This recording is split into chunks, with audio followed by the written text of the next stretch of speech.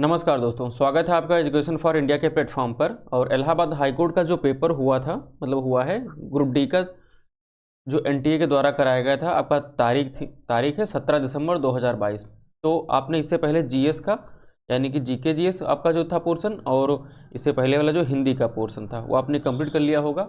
और आपने यह भी देखा होगा कि मैक्सिमम क्वेश्चन जो हम लोगों ने क्लास की ली है आपको जो 100 नोट्स जो फ्री में प्रोवाइड करवाए हैं, तो उन्हीं से सारी चीज़ें पूछ ली गई हैं, मतलब मैक्सिमम चीज़ें। तो यहाँ पर हम डिस्कस करेंगे मैथ को और इंग्लिश का जो पार्ट है उसको। और इसमें क्या हुआ कि मैथ के साथ साथ यहाँ पर हमसे रीजनिंग भी पूछ लिए गए हैं कुछ क्वेश्चन, तो उनको भी साथ में हम यहाँ पर डिस्कस कर रहे हैं। तो सबसे पहले देखते हैं, यहाँ पर पूछा गया है कि प्रदत्त श्रृंखला को पूरा करें। तो इससे पहले हमने जो आपकी 2 क्लासेस ली थी उनमें सब रिवाइज करवा दिया। देखो यहाँ पर आपसे सीरीज पूछी भी गई है। तो यहाँ पर जो श्रृंखला दी गई है इसको कैसे डील करेंगे, पहले देखो यहाँ पर 8 1 9 हो रहा है, लीव कर रहा है ये, और 9 के बाद 10 जाएगा, और 10 के बाद 11, ठीक है, इस तरीके से। और फिर यहाँ पर हम देखेंगे 7 से 8, 8 से 9, और फिर ये 9 से 10। तो यहाँ पर क्या हो जाएगा, आपका 10 आएगा, यानी कि विकल्प जो आपका चौथा होगा ये उत्तर होगा, ठीक है। अगला देखते हैं, यहाँ पर हमसे कहा गया है कि कुछ कैमरा जो हैं, कुछ कैमरा वो रेडियो हैं, ठीक है, ये रेडियो हो गए। फिर कहा जा रहा है कि कुछ मूर्तियाँ जो हैं वो कैमरा हैं, कुछ मूर्तियाँ हो गई आपका वो कैमरा हो गई। फिर हमसे कहा जा रहा है कि कुछ रेडियो मूर्तियां हैं, कुछ जो रेडियो हैं, देखिए यहाँ पर कुछ रेडियो मूर्तियां हैं। तो अगर ये हो गया, फिर कह रहा है कोई रेडियो मूर्ति नहीं है, तो इसमें एक ही कंडीशन फॉलो होगी, या तो पहला होगा, ठीक है, या तो दूसरा होगा, ठीक है, दोनों नहीं हो सकते। तो यहाँ पर कौन सा विकल्प जो आपका तीसरा है ये सही उत्तर होगा, ठीक है। अगला देखते हैं, इसमें भी एक श्रृंखला दी गई है, इसको पूर्ण करने के लिए कहा गया है 36 34 30 28 और 24। इसमें क्या है, माइनस हो रहा है। माइनस क्या हो रहा है, देखो 36 से 34 यानी कि 2 का घटा, और यहाँ पे 34 से 30 आपका 4 घट रहा है। फिर यहाँ पे आपका 30 से 28 यानी कि 2 घट रहा है, और 28 से 24 यानी कि 8 4 आपका ये 4 घट रहा है। फिर 24 से हम 2 घटाएंगे तो आपका बचेगा 22। विकल्प जो चौथा होगा ये सही उत्तर होगा, ठीक है। अगला देखते हैं, यहाँ पर अगला क्वेश्चन भी आपका दिया गया, हमसे कहा जा रहा है कि कुछ बसें कार हैं, कुछ स्कूटर बस हैं। तो बस शब्द यहाँ पर ही, बस शब्द यहाँ, तो बस को पहले ले लेते हैं यहाँ पर, ठीक है। यहाँ पर लिखा है सबसे नीचे वाला जो पोर्शन लेते हैं, बस और स्कूटर वाला। तो यहाँ पर हम अगर लिख लें कि स्कूटर, तो स्कूटर लिख लिया, तो यानी कि सभी स्कूटर बस हैं, तो ये हमने यहाँ पर कर लिया बस, ठीक है, ये बस हो जाता है। आपकी जो बसेस हैं बस हो गया। तो ये क्या है, सभी स्कूटर बस हैं, हाँ हो गया, ठीक है। अगला क्या कह रहा है, सब ऊपर वाला कि सभी बसें कार हैं। तो कारें कहीं यहाँ होंगी, तो ये क्या हो जाएंगी, सभी जो बसें हो जाएंगी वो कारें हो जाएंगे, ठीक है। फिर कह रहा है कि कोई स्कूटर बस नहीं है, कोई स्कूटर बस नहीं है, तो ये गलत हो जाता है, क्योंकि यहाँ पर देखो ये पहले से है, ठीक है। फिर कह रहा है कि सभी कार बस हैं, सभी कार जो हैं वो बस नहीं हो सकती, कुछ कार बसें हो सकती थी, ठीक है। तो इसलिए यहाँ पर जो दोनों हैं वो गलत हो जाते हैं, इसलिए ना तो पहला होगा ना दूसरा होगा। चलिए अगला देखते हैं, यहाँ पर देखो हमसे कुछ पूछा जा रहा है कि यहाँ पर क्या हो रहा है, ना तो घटना और बढ़ने का, बढ़ तो रहा है लेकिन घटना जुड़ने वाला तो कुछ लंबा चला जाएगा, ठीक है। तो यहाँ पर जो क्या होगा, आप 1 को 2 से गुणा करोगे 2 हो जाएगा, ठीक है। 2 को 3 से गुणा करोगे 2 3 6 हो जाएगा। अब 6 को क्या करोगे आप 4 से गुणा करोगे 24 हो जाएगा, और 24 को 5 से गुणा करोगे आप तो कितना हो जाएगा, 120 हो जाएगा। 120 को हम करते हैं फिर हम 6 से, यानी कि 12 6 72, यानी कि 720 यहाँ पर आपका इसकी जगह पर उत्तर होगा, ठीक है। बाकी यहाँ पे देखते रहिए, आपके आयोग के या हाईकोर्ट के द्वारा एनटीए के द्वारा क्या प्रोवाइड करवाया जाता है उसको देख लेंगे बाद में। चलिए अगला देखते हैं, यहाँ पर हमसे कहा जा रहा है कि 10 कुर्सियों का लागत मूल्य 8 कुर्सियों के विक्रय मूल्य के बराबर है, तो दुकानदार को कितना प्रतिशत लाभ होता है। तो यहाँ पर देख लेते हैं कि हमारा जो 10 का कॉस्ट प्राइस है वो किसके बराबर है, 8 के सेलिंग प्राइस के बराबर है, ठीक है। यहाँ पर अगर हम रेशियो बराबर कर लें तो कितना हो जाएगा, ये 4 हो जाएगा 2 से, और ये 5 हो जाएगा। तो यहाँ पर जो आपका निकल करके आएगा कॉस्ट प्राइस और आपका सेलिंग प्राइस का आपका जो रेशियो आएगा वो कितना हो जाएगा, वो होगा आपका 4 और 5। तो खरीदा उसने 4 में था, बेचा किसने 1 का, तो 1 का मुनाफा हुआ कितने पर हुआ, लागत पर हो। लागत कितना है 4, तो 1/4 किसके 25%, इसको 100 से गुणा करोगे तो आपको यहाँ पर 25% प्राप्त हो जाएगा। तो 25 कहाँ पर है, विकल्प तीसरा जो है ये आपका सही उत्तर होगा इस प्रश्न के लिए। हमसे कहा जा रहा है कि बट्टा का परिकलन सदैव किया जाता है। आप यहाँ अगर समझ में नहीं आ रहा तो आप, मैं बोल रहा हूँ आप सुन लीजिए। बट्टा जिसे कहते हैं आप डिस्काउंट, ठीक है। डिस्काउंट हमेशा जो किया जाता है वो जो उस पर मूल्य अंकित होता है उस पर होता है। देखो विक्रय मूल्य पर कभी नहीं होगा, उसको अगर कोई बंदा लगा करके लगाता है नॉर्मल वे में, कितना उसने लगाया, लागत उसकी लगी, उस पर तो डिस्काउंट नहीं देता है। नॉर्मली क्या होता है, हमेशा बट्टा यानी कि डिस्काउंट अंकित मूल्य पे दिया जाता है, जिसको हम एमआरपी कहते हैं, मैक्सिमम रिटेल प्राइस, जो मतलब वो मार्केट प्राइस कहते हैं। ठीक है, उसे ध्यान रखना, मार्केट प्राइस होता है। ठीक है, फिर देखते हैं अगला क्वेश्चन। अगला क्वेश्चन यहाँ पर दिया गया है, हमसे कहा जा रहा है कि 10% प्रतिवर्ष की ब्याज दर से 2800 रुपये यानी 2800 रुपये पर 18 माह का प्रभारित चक्रवृद्धि ब्याज कितना है। यहाँ पर 18 माह को आप कैसे कर सकते हो, एक तो आपको मिलेगा 12 माह, फिर मिलेगा 6, यानी कि पहले क्या होगा, 1 साल होगा। ठीक है, आपका 1 साल हो जाएगा। अगला क्या होगा, आपका आधा साल होगा। तो इसे कैलकुलेट करते हैं, पहले देखते हैं पहले साल हमें कितना मिलेगा, अमाउंट कितना है यहाँ पर आपका हो जाता है 2800। ठीक है, 2800 का पहली बार हम 10% निकालेंगे तो हमें पहले साल में प्राप्त होगा 280। ठीक है, दूसरे साल में हमें कितना प्राप्त होगा, हमें मिलेगा 280, लेकिन 28 का भी हमें क्या करना होगा, 10% लेना होगा 280 को, 280 का इसका ब्याज पे ब्याज मिलेगा, तो ये कितना हो जाएगा हमारा 28 हो जाएगा।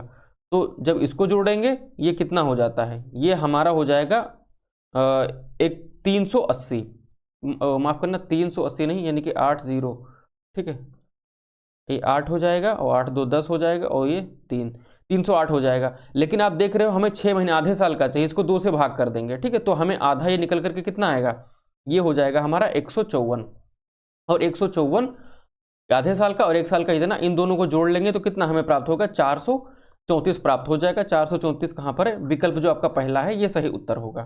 ठीक है, चलिए अगला देखते हैं। यहाँ पर अगला क्वेश्चन दिया गया है, यहाँ पर कुछ घनाकृतियां दी गई हैं और उनके फलक पूछा जा रहा है, यानी कि जो उनके साइड हैं, ठीक है, वो कितने होते हैं हमें यहाँ पर बताना है। तो देखो यहाँ गोलार्ध जो होता है, गोलार्ध को कहते हैं हम हेमीस्फेयर। ठीक है, हेमीस्फेयर, लेकिन जब इंग्लिश में लिख करके आया है आपने देखा होगा वहां पर स्फेयर लिखा है, तो अगर इसको गोलार्ध ना मान करके गोला मानेंगे, क्योंकि अधिकतर क्या होता है, वो हमसे बता देते हैं कि हम हिंदी वाला अगर कुछ गलत होता है तो हिंदी वाला नहीं मानेंगे और इंग्लिश वाला क्या होगा उसको हम सही मानेंगे। ठीक है, तो गोले में कितने फलक हो जाते हैं, गोले में हमेशा 1 फलक होता है, तो दूसरा हो जाएगा। घनाभ में 6 होते हैं, शंकु में कितने होते हैं, 2 होते हैं। देखो एक नीचे का, एक तो बेस, ये शंकु हो गया, एक तो नीचे का बेस होगा, एक तो पूरा, ये 2 ही चीजों को टच कर सकते हैं, तो ये 2 हो गया। और बेलन में कितने हो जाते हैं आपके, बेलन में 3 हो जाते हैं। बेलन देखो हमने अगर यहाँ पर बना लें तो कितना होगा, एक तो पूरा आसपास का हो जाए 1, ऊपर का 2 और नीचे का वाला 3, तो ये 3 हो जाते हैं। तो यहाँ पर देख लेते हैं आपका गोलार्ध जो दिया गया है दूसरा, ए का दूसरा कहाँ पर दिया गया, यहाँ है और यहाँ भी है। ठीक है, घनाभ का 6 यानी कि बी का चौथा यहाँ भी है। शंकु का मतलब सी का दूसरा कहाँ पर है, सी का दूसरा, तो ये कहाँ पर क्लियर हो रहा है, देख रहे हैं। हाँ, तो यहाँ पर आपका ए का दूसरा, बी का ये चौथा और सी का पहला और डी का तीसरा, तो यहाँ पर आप देख करके चीज़ें समझ सकते हो। अब पता नहीं आयोग वाले क्वेश्चन को हटाएंगे या रखेंगे, लेकिन अगर इंग्लिश वाला सही मानते हैं तो गोलार्ध को गोला ही मानेंगे, यानी कि स्फेयर होगा आपका। ठीक है, यहाँ पर आपको समझ नहीं आ रहा, मैं बोल के बता रहा हूँ। यहाँ पर लिखा है कि 2 असहभाज्य संख्याओं का महत्तम समापवर्तक क्या होगा। जब हमें 2 असहभाज्य संख्याएं, यहाँ पर गलत लिखा है, इंग्लिश में लिखा था आपका को प्राइम। ठीक है, को प्राइम को कहते हैं जो आपकी सह आभाज्य संख्याएं होती हैं उन्हें, और मैंने आपको बताया था कि सह आभाज्य संख्याएं वो होती हैं जिनका गुणनखंड क्या हो, आपका 1 के अलावा या 1 से कटती हैं या फिर स्वयं से कटती हैं। ठीक है, तो उनका महत्तम समापवर्तक जो होता है मासा, वो हमेशा 1 होता है, यानी कि आपका तीसरा जो था 1, वो आपका सही उत्तर होगा। अगला बता रहा हूं यहाँ पर जो आपको दिया गया है, देखिए ये क्वेश्चन हमसे कुछ पूछा गया है, लैंग्वेज बेस्ड पे आपका मैथ्स का पूछा गया है। ठीक है, यहाँ पर इंग्लिश में कुछ और दिया गया है आपके पेपर में जो पूछा गया है, और हिंदी में कुछ और दिया गया है, तो हमसे क्या मानेगा, कुछ हमें क्लियर नहीं, कुछ हमें पता नहीं क्या हमसे पूछा जाएगा। ठीक है, तो मैं यहाँ पर थोड़ा आपको बता दे रहा हूँ। यहाँ पर कह रहा है कि किसी संख्या का गुणांक उस संख्या का सटीक विभाजक होता है। हाँ भैया, तो ये बात आपकी सही हो जाती है। यहाँ पर कह रहा है कि एक प्रत्येक संख्या का गुणक है, तो एक गुणक नहीं होता है, ये गलत है। ठीक है, गुणक नहीं होता है, गुणनखंड हो सकता है, गुणनखंड। ठीक है, आपका गुणनखंड होगा, गुणक नहीं होगा, तो बी वाला गलत हो जाएगा। अब फिर सी हमसे कह रहा है कि यदि कोई संख्या 2 असहभाज्य काट दी, जो आपके दिया गया है अभाज्य, ये जो आपके दिए गए को प्राइम नंबर, आपसे ध्यान रखना को प्राइम नंबर। ठीक है, उन संख्याओं से विभक्त होने विभक्त योग्य हो वह संख्या उनके गुणनफल से भी विभाजित होगी, तो ये बात भी सही है। कैसे सही है, अगर हम यहाँ पर ले लेते हैं 3 और 5, ये हमारे क्या हो गए, को प्राइम नंबर हो गए। अगर यहाँ पर 3 बचे 15, इनका गुणनफल हम 5 से भी काट सकते हैं, 3 से भी काट सकते हैं, तो आपका सी भी सही हो जाएगा, ए भी सही हो जाएगा। और यहाँ पर ये इस वाले में ज़्यादा विवाद है, हिंदी में कुछ और लिखा है, अंग्रेजी में कुछ और लिखा है। और ई वाला जो क्या हो जाएगा, ये आपका कैंसिल हो जाएगा, डी भी इस तरीके से कैंसिल हो जाएगा, गलत हो जाएगा। ठीक है, तो ए और सी सही हो सकता है। बाकी एग्जाम में वो क्या पूछेंगे, वो क्या मानेंगे, वो बाद में देखने की बात है। ठीक है, चलिए अगला क्वेश्चन देखते हैं। इस क्वेश्चन में देखो आप, इस जो आपका नीचे वाला दिया गया है तो 7 की पावर 2 दिया गया है और 7 की पावर यहाँ पर ये क्या हो जाएगा, 3 हो जाएगा। ठीक है, तो इस तरीके से 7 की पावर 5 देखो यहाँ पर दिया गया है, तो ये हो सकता है। बाकी आयोग वाले क्या वो क्या मानेंगे, एनटीए वाले, उनके बाद में देखने की बात है। तो ए का क्या हो जाएगा, तीसरा। तो ए का तीसरा देखो दोनों में दिया गया है, आगे देख लेते हैं। अब आप इसको सॉल्व करोगे, एक को सॉल्व करोगे, पहले बार वाले को सॉल्व करते हैं, फिर इस ब्रैकेट को, फिर इस ब्रैकेट को। जब आप इसको सॉल्व करोगे तो आपको 0 मिलेगा, यानी कि बी का पहला ये यहाँ हो जाता है। और सी ये किस तरीके से कटेगा, 5 का 5 3 15।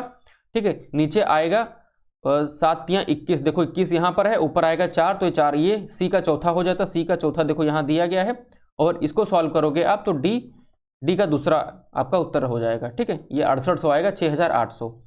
आगे देखते हैं, यहाँ पर हमें कहा गया है कि दो अनुक्रमिक विषम पूर्णांकों के वर्ग का जो मध्य का अंतर होगा, वर्गों के मध्य का अंतर, वो सदैव विभाजित होगा, किससे विभाजित होगा। तो हमसे जो कहा जा रहा है हम उसे समझने की एक बार कोशिश करते हैं, प्रयास करते हैं। मैं बता रहा हूँ ये क्या कहे जा रहा है। देखो यहाँ पर सबसे पहले कह रहा है कि विषम, ये विषम लिखा हुआ, तो विषम कौन सा क्या होती है, 1 होती है, 3 हो जाएंगे, 5 हो जाएंगे, ठीक है, 7 हो जाएंगे, 9 हो जाएंगे, 11 हो जाएंगे। तो एक का स्क्वायर 1 हो जाएगा, 3 का स्क्वायर कितना हो जाएगा, 9 होगा, 5 का स्क्वायर 25 हो जाएगा, 7 का 49 होगा, और 9 का 81 हो जाएगा। ठीक है, इस तरीके से। और 11 का कितना, 121 हो जाएगा। अब इनको सॉल्व करते हैं, इनका अंतर कितना, 8 है, इनका अंतर कितना हो जाएगा, आप देखोगे 16 हो जाएगा।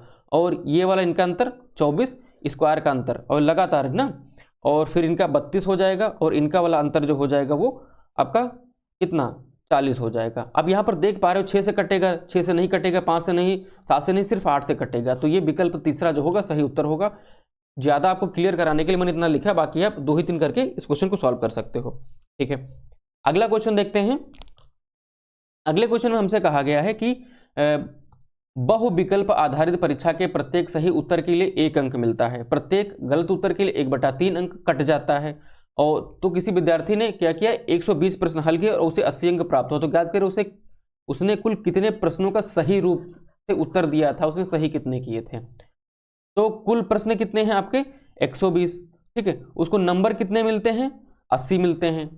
गायब भैया कितने हो जाते हैं यहाँ पर, ठीक है, 40 गायब हो जाते हैं। लेकिन यहाँ पर 1/3 यहाँ पर काट लिया जाता है। ठीक, तो इस तरीके से अगर हम यहाँ पर देखें कि काट कर घटा कितना दिया गया, तो घटाएगा यहाँ पर हमें और 40 यहाँ पर चले गए, तो 40 में उसने कितना किया होगा।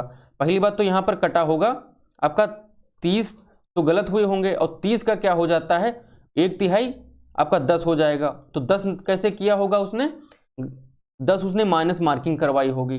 तो इस तरीके से उसने जो सही उत्तर दिया था, तो यहाँ पर 10 ये जोड़ देते हैं, 80 + 10 ये आपका 90 हो जाएगा। ठीक है, तो 90 किसमें, विकल्प जो आपका तीसरा दिया गया है ये सही उत्तर होगा। ठीक है, करने के कई तरीके हैं, आप इसको कॉमन सेंस से भी कर सकते हो। देखो यहाँ पर दिया गया है 1331 को रूट में दिया गया है, अंडर रूट लिखा हुआ है। तो हम इसको समझाएं तो ये 11 की पावर 3 है, और ये इसको रूट के ऊपर यहाँ पर 3 लिखा हुआ है, यानी कि यहाँ पर इस तरीके से लिखा हुआ है 1331। तो इसको हम 1/3 इसकी पावर 1/3 कर लेते हैं। ठीक है, फिर गुणा कर दिया, फिर 216 लिखा है, यानी कि 6 की पावर 3 है ये। अब इसकी पावर 1/3 कर देते हैं। फिर यहाँ पर लिखा हुआ है 9, और 9 की पावर 3 हो जाएगा, 9 तभी तो ये 729 बनेगा, और गुणा इसकी पावर 1/3 कर देते हैं। फिर इसको ऐड करेंगे और 4 की पावर 3 करके, और गुणा 1 की पावर 1/3 कर देंगे। ठीक है, अब हम क्या करते हैं, जब सिर्फ किसी पर रूट लिखा होता है तो उसका मतलब होता है कि किसी की पावर √2, और जब यहाँ पर कोई अंक लिखा होता है तो इसका मतलब होता है उसकी पावर 1 इतना। ठीक है, वही यहाँ पर लिखा हुआ है, तो ये यहाँ पर 3 हो जाएगा। ठीक है, ये 3 कैंसिल हो जाएगा, ये 3 कटेगा, 3 ये सारे कट जाएंगे, बचेगा क्या, 11 × 6, ठीक है, प्लस 9 6 15। तो जब आप इसको सॉल्व करोगे तो कितना हो जाएगा, 9 6 नहीं 9 4 है यहाँ पर। ठीक है, 9 4 कितना हो जाएगा आपका, 13 हो जाएगा। ठीक है, 13 11 6 66 हो जाएगा। तो ये 79 आपका सही उत्तर होगा। 79 देखो विकल्प ए में दिया गया है, यही आपका सही उत्तर होने वाला है। आगे देखते हैं यहाँ पर ये मैंने जो आपको रिवीजन कराया था उस वहाँ से क्या हो रहा है आपको, मैंने आपसे बोला था कि क्वेश्चन नहीं आएगा, क्वेश्चन का जो है कॉन्सेप्ट आएगा, तो इसी तरीके से यहाँ पर आपसे क्वेश्चन पूछ लिए गए हैं। आगे जो यहाँ पर दिया गया है कि जो ट्रेंगल दिया गया है, ट्रेंगल में हमसे कहा गया है कि ट्रेंगल के बराबर क्या दिया गया है, वो प्लस होगा। ठीक है, अगली बात कहा गया है कि जो आपका चेक दिया गया है, यानी कि जो स्क्वायर दिया गया है, ये मल्टीपल के बराबर होगा। अब इस क्वेश्चन को करते हैं। क्वेश्चन में लिखा है कि 4.2, अब ये प्लस कर लेंगे, आपका ट्रेंगल में दिया गया है, और फिर 7.1, और फिर इसके बाद हम क्या कर देंगे, गुणा 7.1 है ये। ठीक है, और यहाँ पे गुणा करके फिर 5, फिर जब इसको सॉल्व करोगे तो आपका उत्तर आएगा 39.7, विकल्प चौथा आपका सही उत्तर होगा। अब यहाँ पर देखते हैं ये वाला क्वेश्चन में, यहाँ पे देखो 5 से 5 कैंसिल हो जाएगा, 2 से 2 कैंसिल हो जाएगा, कितना बचेगा, 1 गुणे 1 कितना हो जाएगा, विकल्प दूसरा जो आपका सही उत्तर होगा इस प्रश्न के लिए। ठीक, अब यहाँ पर देखते हैं कि कोई संख्या है, मान लेते हैं कि 100 संख्या है, यहाँ पर कह रहा है किसी संख्या का 40%, भैया इसका 100 का 40% कितना होगा, 40 होगा। अब कह रहा है कि 40 का 20%, भैया 40 का 20% निकाल लेंगे तो ये जीरो जो कटेगा, 4 दूनी 8 बचेगा, 8% है तो वह संख्या कितनी है, तो हमने 100 ही मानी थी, 100 यहाँ पर होगा, विकल्प चौथा आपका सही उत्तर होगा। ठीक है, आगे देखते हैं यहाँ पर जो हमसे कहा गया है कि 12 कलमों की कीमत 30 रुपया है, तो 26 कलमों की कीमत क्या होगी, तो 12 पेन कितने के मिलते हैं, 30 रुपया के। ठीक है, तो एक पेन कितने का मिलेगा वो देख लेते हैं, 30/12 ये रुपया हो जाएगा, कितना कटेगा, 30/12, 12 यहाँ लिख लिया। अब यहाँ पे कितना होगा आपका, जब इसको आप काटोगे तो 2.5 प्राप्त होगा, यानी कि एक पेन का कितना रुपया लगता है, 2.5 रुपया। तो 26 कलमों का कितना लेगा, तो 26 गुणे 2.5 रुपया। ठीक है, 26 गुणे 2.5 रुपया जब हम करेंगे तो हमें कितना प्राप्त होने वाला है, ये मिलेगा हमें, ये मिलेगा हमें 650, ये एक पॉइंट लगा है, यानी कि 65, विकल्प दूसरा जो होगा आपका सही उत्तर हो जाएगा। ठीक है, आगे क्वेश्चन दिया गया है कि 5 विषयों में नीरा का औसत प्राप्तांक 72 है। ठीक है, प्रत्येक विषय का प्राप्तांक मिलने पर उसके औसत अंक बढ़कर 75 हो गए, मतलब उसके छठे विषय का प्राप्तांक मिलने पर हो जाता है, तो छठे विषय में उसे कितना अंक प्राप्त किया, हमसे ये पूछा जा रहा है। तो यहाँ पर हम समझ लेते हैं, देख लेते हैं कि 5 विषय थे तो उसका प्राप्तांक कितना था, 72 था। ठीक है, यहाँ औसत था। ठीक है, जब छठा मिला दिया यानी कि 6 विषय हो गए, तब कितना हो गया, 75। तो इनका टोटल जब निकालेंगे तो इनको गुणा कर देंगे, तो उसको गुणा करने पर हमें 360 प्राप्त हो जाएगा, और इसका 75 से 6 से गुणा करेंगे तो हमें 450 प्राप्त हो जाएगा। जब हम इनका अंतर निकालेंगे तो अंतर इनका होगा 90, यानी कि यही क्या हो जाएगा, छठा जो विषय होगा उसके मार्क्स हो जाएंगे, प्राप्तांक हो जाएंगे। तो नीरा ने कितना, 90, विकल्प बी मतलब कि दूसरा जो है वो सही उत्तर होगा। ठीक है, अब ये वाला क्वेश्चन जो दिया गया है, एक तो आप इसको इस तरीके से भी सीधे सीधे कैलकुलेशन करके भी कर सकते हो, दूसरा आप a + b का होल स्क्वायर -4ab बराबर आपका क्या होता है, आपको ये पता होगा, a - b का होल स्क्वायर। तो इस तरीके से भी क्वेश्चन को कर सकते हो। इसका जो सही उत्तर होगा वो आएगा 1.1025, यानी कि चौथा आपका सही उत्तर होगा मेरे हिसाब से। बाकी देख लेते हैं, कुछ गलतियां हो रही हैं मैंने कुछ भी, वो बाकी आप समझ लेना। देखते हैं, अगला दिया गया है कि 2 असहभाज्य संख्याओं का लघुत्तम समापवर्त क्या होगा। भैया यहाँ पर ये जो बार बार इन्होंने लिखा असहभाज्य असहभाज्य, ये गलत है, क्योंकि वहां पर जो इन्होंने इंग्लिश में लिख रखा है वो को प्राइम लिख रखा है। ठीक, को प्राइम का मतलब होता है ये असहभाज्य नहीं होता है, ठीक है, सह अभाज्य होता है। ठीक है, तो उनका जो लघुत्तम समापवर्तक होता है उनका अंतर क्या होगा ये देखना है हमें। तो जो को प्राइम होंगे यानी कि वो क्या होते हैं, खुद एक तो एक से कटें और वो स्वयं से कटें। ठीक है, इस कंडीशन में क्या होता है, उनका जो उनका HCF यानी कि जो मासा होगा वो हमेशा 1 होगा, और उनका जो लघुत्तम LCM होता है उनका आपस में गुणा कर, जैसे 3 दिया है 5 दिया है, ये आपस में क्या है, कह सकते हैं को प्राइम है। ठीक है, जैसे 4 दिया है 7 दिया है, ये क्या है, को प्राइम है। अब इनका मासा कितना 1 हो जाएगा, अब इनका लासा कितना होगा, आपस में गुणा करके तो प्राप्त होगा, तो उनका गुणनफल यानी कि चौथा आपका सही उत्तर हो जाएगा। आगे देखते हैं, देखिए ये सारे क्वेश्चन मेरे पढ़ाए हुए हैं। ठीक है, a + b मतलब a और b ने कोई व्यवसाय शुरू किया। ठीक है, और उन्होंने 3:5 के अनुपात में अपनी पूंजी का निवेश किया। कोई बंदा ए था, कोई बी था। यहाँ पर कुछ इन्वेस्टमेंट करते हैं, कितने टाइम के लिए करते हैं, उसी के बराबर उनको क्या मिलता है, लाभ या उनका लाभांश या उनका हिस्सा होता है। ठीक है, उनके गुणे में ये सब कैसा रहता है, ये सब रेशियो में रहता है। ए ने कितना लगाया था, 3, और बी ने कितना लगाया, मतलब बी ने कितना लगाया था, 5। ठीक है, अब हमसे ये कहा जा रहा है कि उन्होंने कितने समय के लिए लगाया, समय कितना हो गया, उन्होंने कर दिया 2। ठीक है, और ए ने, दूसरे ने कितना किया, 3 कर दिया। ठीक है, 3 दूनी 6 हो गया, और 5 3 15 हो गया। ठीक है, 3 से काटेंगे, 3 दूनी 6 और 3 बचे 15, 2:5 कहाँ पर दिया गया, 2:5, यानी कि विकल्प चौथा आपका सही उत्तर होगा। अगला क्वेश्चन देखते हैं। अगले क्वेश्चन में कहा गया कि ए बी दोनों मित्रों ने संयुक्त रूप से क्या हो, संयुक्त कोई व्यवसाय शुरू किया। अब हमसे बी का निवेश, ए का निवेश का 1/4 है, तो यहां पर कह रहा है कि 1,60,000 रुपए को वार्षिक लाभ के रूप में बी का शेयर ज्ञात करें। यहां पर कह रहा है, जो मैं यहां पर बता रहा हूं, ये सारे क्वेश्चन मैं बता चुका हूं हर तरीके से, कई तरीके से। देखिए, कोई बंदा ए था, कोई बी था, हमसे कहा जा रहा है कि बी का निवेश ए के द्वारा निवेश किए गए निवेश का 1/4 है, तो ए मान लेते हैं यहां पर कितना है, ये अगर यहां पर होगा आपका 4, तो बी कितना होगा 1, क्योंकि इसका चौथाई, तो इसका चौथाई 1/4 कितना, 1 ही तो आएगा, यानी कि यहाँ पर 4 कर लिया हमने, 1 कर लिया, ठीक है। फिर हमसे कहा जा रहा है अब इनका लाभांश बताना है हमें वार्षिक अंक के रूप में, तो ये 4 1 5 5 आ गया, 5 के बराबर हमें कितना दिया गया है, 1,60,000 दिया गया है, ठीक है। तो 1 रेशियो बराबर कितना निकलेगा, 1 रेशियो बराबर आपका निकलेगा 32,000। हमसे बी का पूछा जा रहा है, बी का कितना है, 1 है, तो 1 बराबर कितना 32,000, तो यानी कि चौथा आपका विकल्प सही उत्तर हो जाएगा। फिर यहाँ पर दिया गया है कि पाइप एक्स किसी टंकी को 20 मिनट में भर सकता है या फिर भरता है, और पाइप एक्स और वाई दोनों मिलकर के टंकी को भरने में 12 मिनट का समय लेते हैं, तो अकेले पाइप वाई से टंकी को भरने में कितना समय लगेगा। तो पहले ये देख लेते हैं कि एक्स कितनी देर में भरता है, 20 मिनट में, और एक्स प्लस वाई यानी कि दोनों जब बंदे मिल जाते हैं तो उसको भरते हैं 12 मिनट में। अब यहाँ पर हमने क्या कहा था, ये उनका क्या हो जाता है, टाइम जो लेते हैं, और इनकी इफिशियंसी क्षमता निकालने के लिए हम इनका एलसीएम ले लेते हैं, ठीक है। तो एलसीएम इनका कितना आएगा 60, और 20 3 60 और 12 5 60, ठीक है। तो इनका जो हो जाएगा, देखो x बराबर कितना है यहाँ पर 3 है, तो x की जगह पर हम 3 रख दें, यानी कि 5 से 3 घटा दें, तब तो हमको इनकी y की वैल्यू प्राप्त होगी, तो y हो गया 2, तो 3 और 2 5 हो गया, ठीक है। तो यहाँ पे कह रहा है कि y अकेले पाइप को भरने में कितना समय लेगा, y की क्षमता है 2, कुल काम है कितना 60, 2 से ये आधा, 60 का आधा करेंगे कितना 30 हो जाएगा, विकल्प दूसरा यानी कि 30 मिनट लगेगा y के द्वारा टंकी को भरने में, ठीक है। अगला क्वेश्चन जो दिया गया है, इसमें कह रहा है कि राधिका अपनी पूरी यात्रा का 3/5 भाग रेल से तय करती है और 7/20 भाग बस से, और शेष जो 6.5 किलोमीटर की दूरी है वो पैदल तय की जाती है, तो उसके द्वारा कुल कितनी यात्रा तय की गई। अब ये देखते हैं क्वेश्चन कैसे होगा, ठीक है।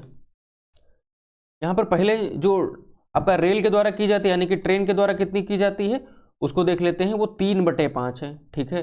फिर हमसे क्या कहा जा रहा है कि 7/20 भाग जो होती है वो बस से करती है, ठीक है, बस हो गई। बची वाली 6.5 किलोमीटर जो है, 6.5 किलोमीटर, वो पैदल की जाती है, दूरी तय की जाती है, ठीक है। फिर यहाँ पर क्या करेंगे, देखो यहाँ पर 20 दिया गया है, मैंने कहा था नीचे वाला ही कुल होता है, यहाँ पर 20 है नहीं, तो यहाँ पर 4 से गुणा कर दें ऊपर नीचे, ठीक है। 4 से गुणा कर दे कितना हो जाएगा, 3 चौके 12 हो जाएगा, और ये 5 चौके 20 हो जाएगा, ठीक है। अब देखो 20 से बराबर हो गया, ठीक है। 12 और 7 कितना हो गया 19, 20 में से 19 मतलब आपके साधनों के द्वारा चले गए, यानी कि ट्रेन और बस से मिला करके, और जो एक भाग था वो 65 के बराबर है, ठीक है। तो जब मतलब 65 नहीं 6.5 यानी कि 6.5 किलोमीटर के बराबर है, तो जब एक भाग इतना है तो 20 भाग कितना होगा इसको, यानी कि 6.5 को जब हम 20 से गुणा कर देंगे तो कितना मिलेगा हमें, ये हो जाएगा आपका 130 किलोमीटर, यानी कि विकल्प आपका दूसरा वाला सही उत्तर हो जाएगा इस प्रश्न के लिए, ठीक है। आगे देखते हैं, यहाँ पर हमें दिया गया है कि किसी सप्तभुज के सभी अंतःकोणों का योग कितना होता है। तो सप्तभुज क्या होता है, यहाँ पर इस तरीके से कुछ बनेगा ये वाला, तो इसमें कुल कितने होंगे, 1 2 3 4 5 6 7, इस तरीके से कुछ 7 होंगे, और इनके जो अंतःकोण ये वाले बनते हैं सारे, इनका कुल सम, ठीक है। इस तरीके से हमसे पूछा जा रहा है क्या होगा। तो जो ये अंतःकोणों का योग होता है, जो मतलब ये आपके जो बहुभुज होते हैं, ठीक है, अंतःकोणों का योग का एक फॉर्मूला होता है, योग बराबर हम लिख सकते हैं कोणों का योग n-2, ठीक है, और इनको गुणा कर देंगे हम 180 अंश से। n बराबर हमारी जो होती हैं भुजा, n बराबर हमें कितना दिया गया 7, यहाँ पर लिखा है ना सप्तभुज, 7 भुजाएं हो जाएंगी, तो यहाँ पर हम लिख सकते हैं 7-2 गुणा 180, 7-2 यानी कि 5, और गुणा हमारा कितना हो जाएगा 180, तो कितना है, इसको जब आप गुणा करोगे 18×5 = 90, ठीक है, 90 और पीछे एक जीरो, आपका 900 डिग्री अंश हो जाएगी, 900 डिग्री आपका सही उत्तर होगा इस प्रश्न के लिए। मैक्सिमम क्वेश्चन मेरे पढ़ाए रिपीट कराए, जो आपको रिवीजन कराया था वहीं से मिल रहे हैं, ठीक है। फिर पूछा जा रहा है कि किसी संख्या का आपका 45% 18 है, तो वह संख्या कौन सी होगी। देखो कोई संख्या x है, उसका 45% लगा है, तो उसके नीचे 100 लिख लिया, वो कितना है 18, ठीक है। फिर यहाँ पर क्या कर लेते हैं, 9×5 = 45 और 9×2 = 18, ठीक है। ये कितना होगा 5 के 5, और कितना हो जाएगा 20 हो जाएगा, 20 से अब x उधर जाएगा तो 20 दूना 40 हो जाएगा, 20 × 2 बराबर कितना 40 हो जाएगा, तो यहाँ पर विकल्प जो आपका पहला है ये सही उत्तर होगा। अगला देखते हैं, यहाँ पर हमसे कहा जा रहा है कि निम्नलिखित में से या निम्नांकित में से कौन सी वर्ग संख्या घन भी है, मतलब वो किसी का घन भी है और वर्ग भी है। देखो ये 9 का होगा, ये नहीं होगा, 25 का होगा, ये कितना है 22 का है, ये 25 का नहीं 15 का, ये 22 का है, और ये 64 ही ऐसी चीज़ है, यानी कि 4 चौके 16 और चौके 64। ठीक है, दूसरी चीज़ क्या हो जाए, 4 का क्या हो गया क्यूब भी है और 8 का स्क्वायर भी, यानी कि 8 28 64। ठीक है, तो विकल्प आपका चौथा जो हो जाएगा वो सही उत्तर हो जाएगा। देखिए अगला क्वेश्चन हमसे क्या कहा गया है उसे देखते हैं। अगले प्रश्न में देखो हमसे बहुलक पूछा गया है, तो बहुलक मतलब क्या है, तो जो चीजें कई बार आए, तो 9 देखो यहाँ पर कई बार आया है। ठीक है, देखो 1 2 3 बार आया है 9, और 9 ही सबसे ज्यादा बार दिख रहा है, तो ये बहुलक हो जाएगा। ठीक है, जिसे आप मॉड कहते हो। तो ए का कितना हो जाएगा 9। ठीक है, ए का तीसरा हो गया, ए का तीसरा यहाँ भी है और एक का तीसरा यहाँ भी। अगला देखते हैं, अगला यहाँ पर कहा गया हमें परास बताना है। तो परास का मतलब कह सकते हैं जो आप रेंज कहते हो, और रेंज का फॉर्मूला क्या होता है कि मैक्सिमम नंबर, ठीक है, और आपका यानी कि सबसे ऊंचा नंबर और सबसे छोटा यानी कि मिनिमम नंबर, इनका जो अंतर होता है वो क्या होता है परास। तो सबसे बड़ा यहाँ पर कितना दिया गया है 6 7, इस तरीके से यहाँ पर कौन सा परास वाला यहाँ पर दिया गया है 9 और सबसे छोटा दिया गया है 1, तो 9 और 1 का अंतर कितना हो जाता है 8, तो बी का क्या हो जाएगा चौथा यानी कि 8 वाला, तो बी का यहाँ पर दिया गया चौथा, यही वाला आपका उत्तर हो जाएगा। ठीक है, बाकी यहाँ पर देखो माध्यिका वाला उत्तर आया है, माध्यिका, तो माध्यिका वाले को हम अरेंज करते हैं या तो घटते फॉर्म में या तो बढ़ते फॉर्म में। तो जब इसको हम अरेंज करेंगे तो देखो 1 2 फिर मिल जाएगा हमें 3, फिर मिलेगा 4, फिर मिलेगा 7, फिर मिलेगा 7, फिर मिलेगा 8। ठीक है, अब यहाँ पर क्या कर देते हैं n/2 कर दें, इनको ऐसे करेंगे तो हमें जो प्राप्त होने वाला है वो प्राप्त हो जाएगा हमें 4। ठीक है, जो जब इसको सॉल्व करेंगे तो ये पहला हो जाता है, तो ठीक है, तो ये सी में पहला हो गया आपका। डी का चौथा कैसे औसत, यानी कि जब इनको आप जोड़ोगे तो जोड़ने पर कुल हमें प्राप्त होगा 33। ठीक है, और नंबर है 3, 11 डिवाइड करो तो आपको 11 प्राप्त होगा यानी कि दूसरा, तो इस तरीके से ये सही हो जाता है। आगे देखते हैं, अब आता है हमारा इंग्लिश का पोर्शन। इंग्लिश के पोर्शन में कुछ सॉल्व करना शुरू करते हैं, देखते हैं इसमें क्या क्या आपसे पूछा गया था। सबसे पहले इसमें पूछा गया था कि fill in the blanks with the appropriate tense. Tense मैंने बहुत बार बहुत अच्छे से जिस फॉर्मेट पे हमने कलेक्ट कर करके बताया था सेम वैसे ही आपका क्वेश्चन पेपर बना है। ठीक है, अगर आपने किया है तो उम्मीद है आपको पूरा बेनिफिट मिला होगा। चलिए देखते हैं, यहाँ पर लिखा हुआ है कि वी, फिर लिखा है डैश, फिर listening to the music all evening. तो यहाँ पर क्या हो जाएगा वी के लिए कैन बी, बीन और विल नहीं लगेगा, यहाँ पर जो आपका वर है यानी कि जो आपका फोर्थ होगा यही आपका सही उत्तर होगा। अगला देखते हैं, अगला क्वेश्चन जो आपसे पूछा गया है, यहाँ पर क्या कह रहा है कि आइडेंटिफाई द टेंस। ठीक है, इन द गिवन सेंटेंस, अब यहाँ पर टेंस क्या दिया गया है कि व्हेन आई लास्ट सा him he was playing cricket.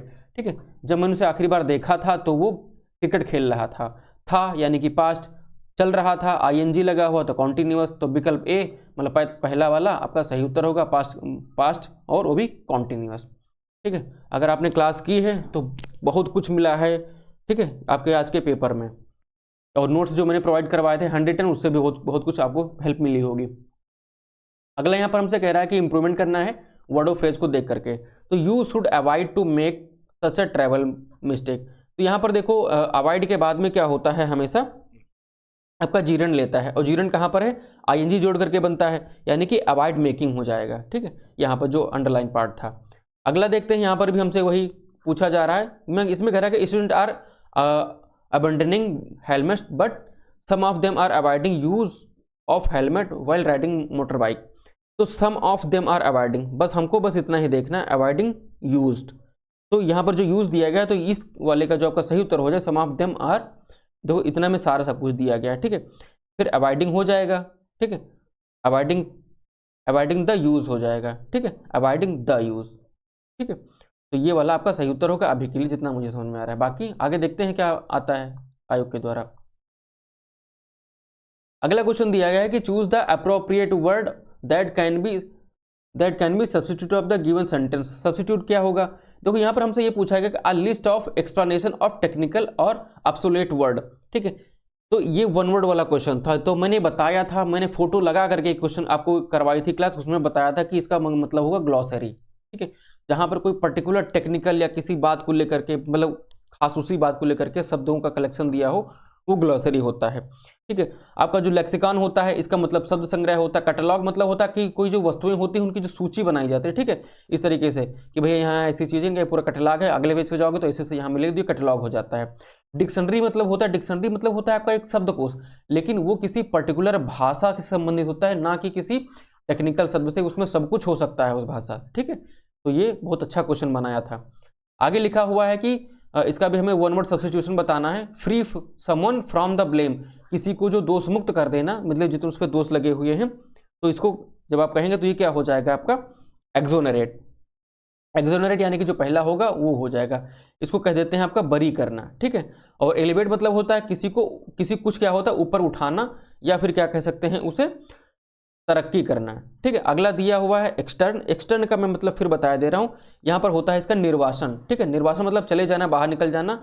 और यहां पर जो रिप्रीमेंट, ये जो पी दिया है ये गलत है, यहां पर रिप्रीमेंट मेरे हिसाब से जो होना चाहिए, पी रिप्रीमेंट नहीं होता, सिर्फ रिप्रीमेंट होता है, और इसका मतलब होता है डांटना, ठीक है। डांटना है कोई गलत काम करने से रोकना, जिससे हम क्या कहते हैं फटकार लगाना, फटकारना, ठीक है। तो ये गलत है। यहाँ पर बहुत सारा क्वेश्चन मतलब जो आया है प्रिंट मिस टाइप का भी आप अच्छी खासी मात्रा में आ गया है, ठीक है। तो इसे भी आपको ध्यान रखना है। ये यहाँ पर आपसे क्वेश्चन पूछा गया कि नेसेसिटी, तो नेसेसिटी में मैं आपको यहाँ पर बता दे रहा हूँ कि स्पेलिंग क्या होगी, आप मैच कर लेना। देखो पहले लिखेंगे आप, इसका मतलब जो होता है वो हो जाता है कि कोई आवश्यकता जो टाइप की होती है, ठीक है, एन ई, ठीक है। और फिर क्या हो जाएगा एन ई के बाद में लिखेंगे आप सी ई, ठीक है। फिर लिखेंगे डबल एस, फिर लिखेंगे आई टी वाई, ठीक है। मैंने ब्रेक करके इसलिए रखा है, मैं आपसे बार बार कहता हूं कि स्पेलिंग जो एरर है इनको आप ब्रेक करके पढ़िए, सही भी होंगे, ठीक है, आपको याद भी रहेंगी। आगे देखते हैं, तो यहां पर आपने देखा कि एन ई सी ई और फिर double S I T Y. आगे देखते हैं, इसमें भी हमसे पूछा गया था सक्सेसफुली का। सक्सेसफुली यानी कि आप जानते हो सफलता, यानी कि एस यू, ठीक है। फिर डबल सी, फिर लिखा है ई, फिर डबल एस, ठीक है, F U double L Y fully, ठीक है। S U double C E double S F U double L Y. तो इसे आप समझ लेंगे, आपके प्रश्न पत्र में कौन सा सही है कौन सा गलत है आप मैच कर लीजिएगा। आगे बता रहे हैं यहाँ पर कि दिया गया है ग्रेगेरियस।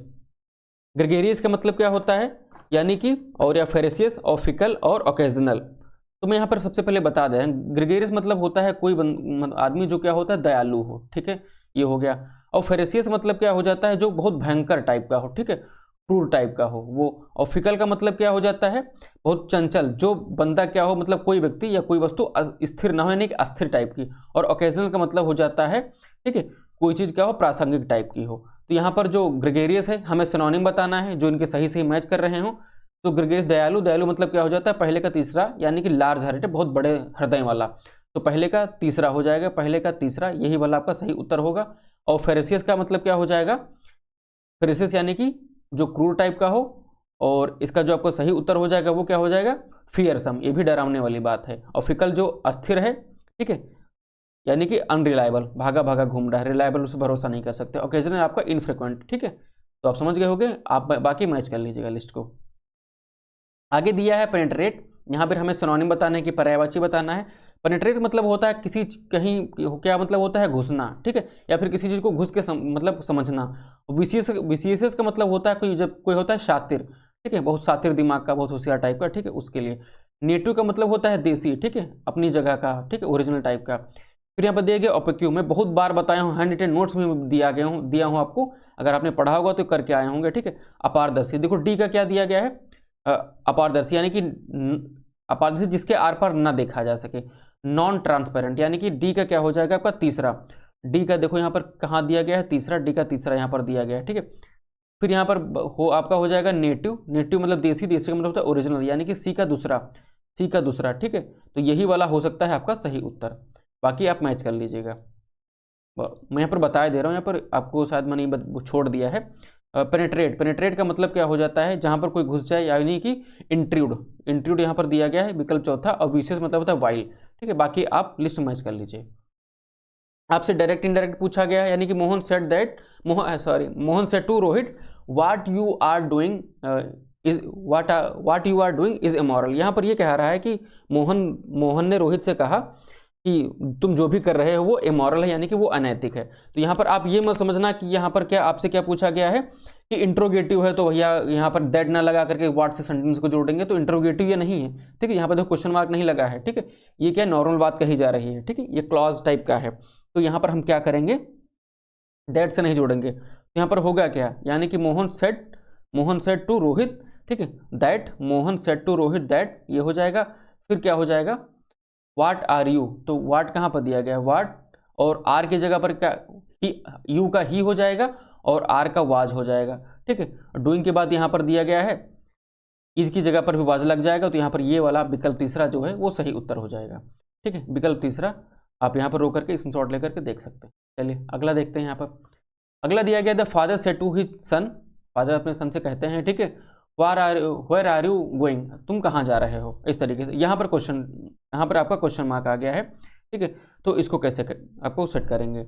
यहाँ पर हो जाता है कि यहाँ पर वेयर का हो जाएगा, आर का क्या हो जाएगा, यहाँ पर आर का वाज हो जाएगा। ठीक है, यू का यहाँ पर ही हो जाएगा, क्योंकि एक ही बंदा है, एक ही की बात कही जा रही है, तो यहाँ पर क्या है वेयर वाज ही।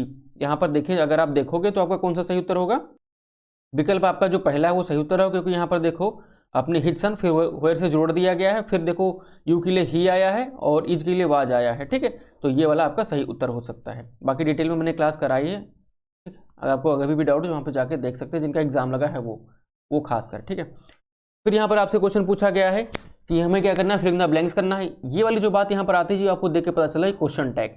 तो यहाँ पर जो you are joining us for the picnic, फिर यहाँ पे dash you are joining us for the picnic, तो इसको हमें क्वेश्चन टैग बनाना था किस पार्ट का, यू आर का। तो यू आर का जो क्वेश्चन टैग बनाते हैं, तो आर जो यहाँ पर हो जाता है आर, तो आर को बनाते हैं तो आरंट हो जाता है। ठीक है, यहाँ कैन होता तो कैंट करते, हैव होता तो हैवंट करते, और विल होता तो विल नॉट करते, वोंट करते। ठीक है, ये क्वेश्चन टैग है।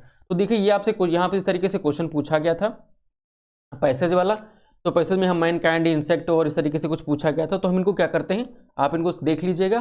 ठीक है, बाकी मैं सिर्फ उत्तर बता दे रहा हूँ। ठीक है, उत्तर यहाँ पर क्या हो जाएंगे, जो यहाँ पर सबसे जो आपका विकल्प बी दिया गया, यानी कि पॉइजनस, यानी कि जहरीले होते हैं वो कीड़े। ठीक है, उनके बारे में बात कही जा रही है।